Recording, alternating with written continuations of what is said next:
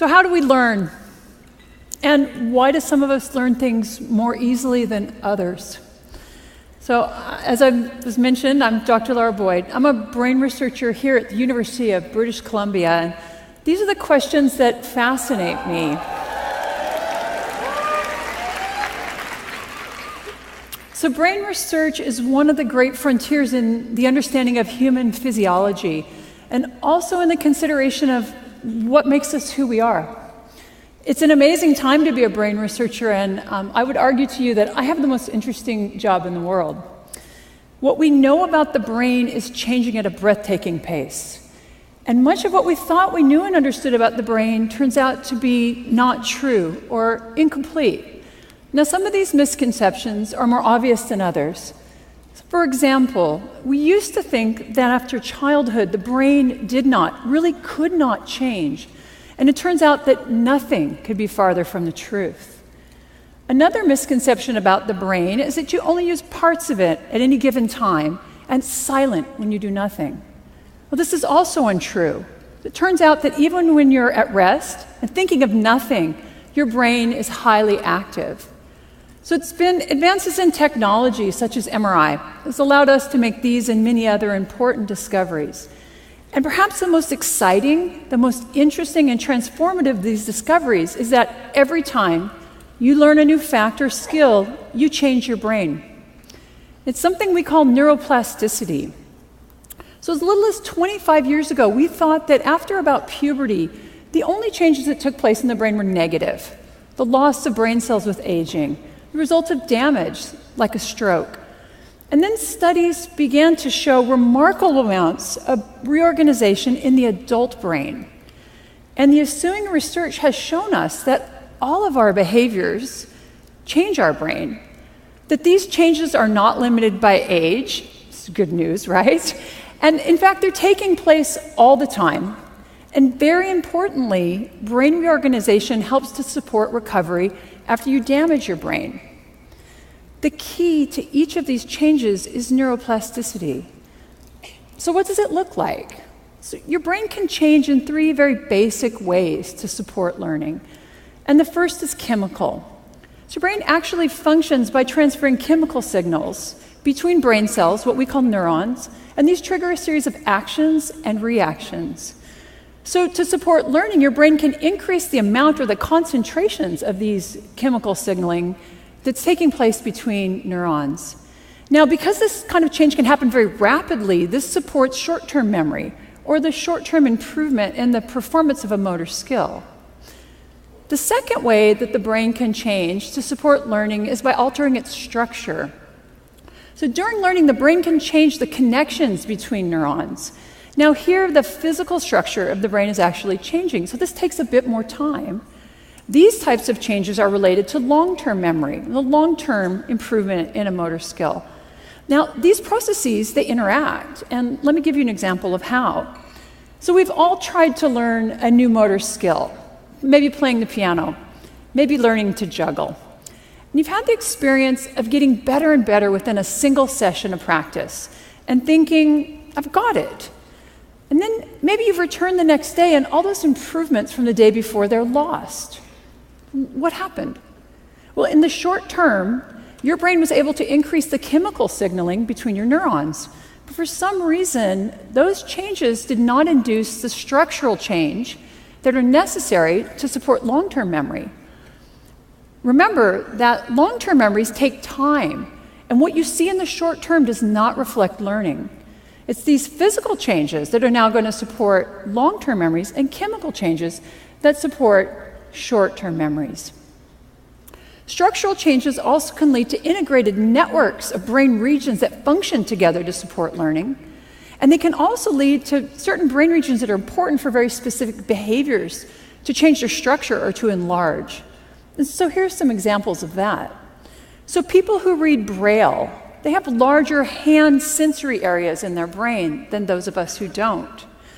Your dominant hand motor region, which is on the left side of your brain if you're right-handed, is larger than the other side. And research shows that London taxi cab drivers who actually have to memorize a map of London to get their taxi cab license, they have larger brain regions devoted to spatial or mapping memories. Now, the last way that your brain can change to support learning is by altering its function. As you use a brain region, it becomes more and more excitable and easy to use again. And as your brain has these areas that increase their excitability, the brain shifts how and when they're activated. With learning, we see that whole networks of brain activity are shifting and changing. So neuroplasticity is supported by chemical, by structural, and by functional changes. And these are happening across the whole brain. They can occur in isolation from one another, but most often they take place in concert. Together, they support learning, and they're taking place all the time. So I've just told you really how awesomely neuroplastic your brain is. So why can't you learn anything you choose to with ease? Why do our kids sometimes fail in school? Why, as we age, do we tend to forget things? And why don't people fully recover from brain damage? That is, what is it that limits and facilitates neuroplasticity? And so this is what I study. I study it specifically how it relates to recovery from stroke. So recently, stroke dropped from being the third leading cause of death in the United States to be the fourth leading cause of death. Great news, right? Well, it actually turns out that the numbers of people having a stroke has not declined. We're just better at keeping people alive after a severe stroke. It turns out to be very difficult to help the brain recover from stroke. And frankly, we have failed to develop effective rehabilitation interventions.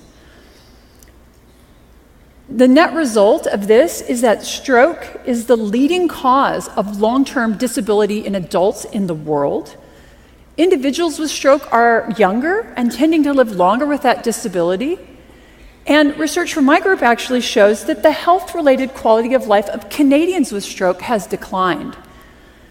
So clearly, we need to be better at helping people recover from stroke. And this is an enormous societal problem, and it's one that we're not solving. So what can be done? One thing is absolutely clear. The best driver of neuroplastic change in your brain is your behavior. The problem is that the dose of behavior, the dose of practice that's required to learn new and relearn old motor skills, it's very large. And how to effectively deliver these large doses of practice is a very difficult problem. It's also a very expensive problem. So the approach that my research has taken is to develop therapies that prime or that prepare the brain to learn. And these have included brain stimulation, exercise, and robotics. But through my research, I've realized that a major limitation to the development of therapies that speed recovery from stroke is that patterns of neuroplasticity are highly variable from person to person. Now, as a researcher, variability used to drive me crazy. It makes it very difficult to use statistics to test your data and your ideas. And because of this, medical intervention studies are specifically designed to minimize variability. But in my research, it's becoming really clear that the most important, the most informative data that we collect is showing this variability. So by studying the brain after stroke, we've learned a lot, and I think these lessons are very valuable in other areas. So the first lesson is that the primary driver of change in your brain is your behavior. So there's no neuroplasticity drug you can take. Nothing is more effective than practice at helping you learn, and the bottom line is you have to do the work. And in fact, my research has shown that increased difficulty, increased struggle, if you will, during practice actually leads to both more learning and greater structural change in the brain.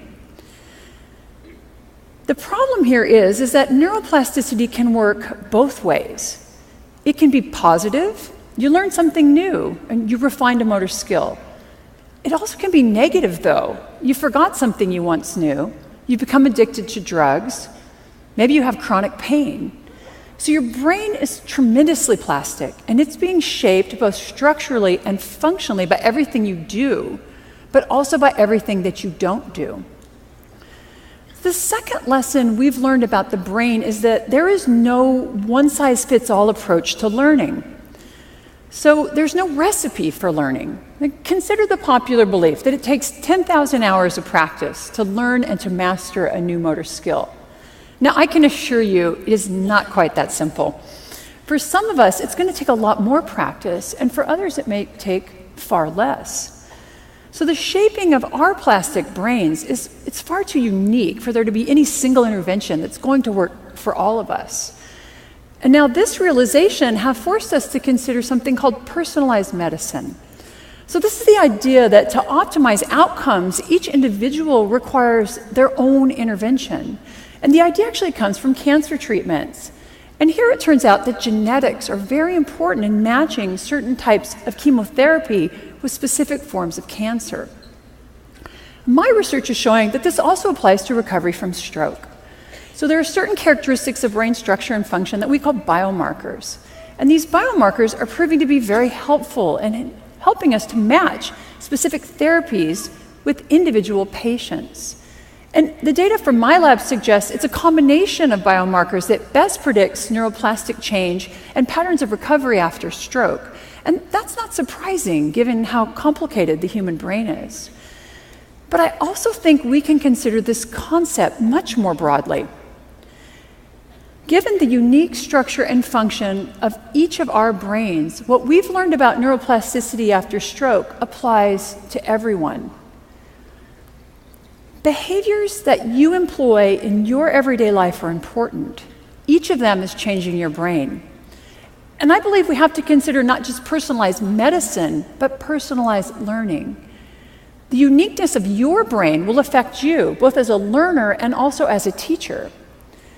And now this idea helps us to understand why some children can thrive in traditional education settings and others don't. Why some of us can learn languages easily, and yet others can pick up any sport and excel. So when you leave this room today, your brain will not be the same as when you entered this morning. And I think that's pretty amazing. But each of you is going to have changed your brain differently. Understanding these differences, these individual patterns, this variability and change, is going to enable the next great advance in neuroscience. It's going to allow us to develop new and more effective interventions and allow for matches between learners and teachers and patients and interventions. And this does not just apply to recovery from stroke. It applies to each of us as a parent, as a teacher, as a manager, and also, because you're at TEDx today, a lifelong learner. Study how and what you learn best. Repeat those behaviors that are healthy for your brain and break those behaviors and habits that are not. Practice. Learning is about doing the work that your brain requires. So the best strategies are going to vary between individuals. You know what? They're even going to vary within individuals. So for you, learning music may come very easily, but learning to snowboard, much harder. I hope that you leave today with a new appreciation of how magnificent your brain is. You and your plastic brain are constantly being shaped by the world around you. Understand that everything you do, everything you encounter, and everything you experience is changing your brain. And that can be for better, but it can also be for worse. So when you leave today, go out and build the brain you want. Thank you very much.